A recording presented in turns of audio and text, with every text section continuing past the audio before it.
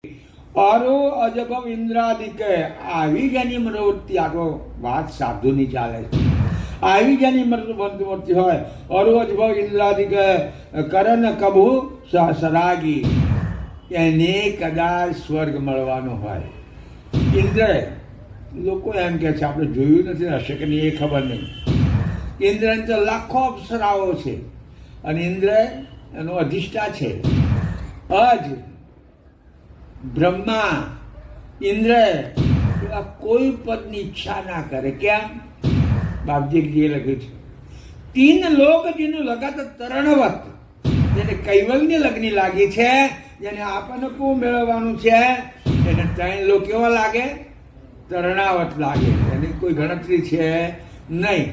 પણ જેને કૈવલ પદની મહત્તા સમજાઈ હોય તે નથી સમજાઈ એવા કેટલાય લોકો આ સંપ્રદાયને સ્વીકાર્યા પછી પાછા લપસી પડે છે.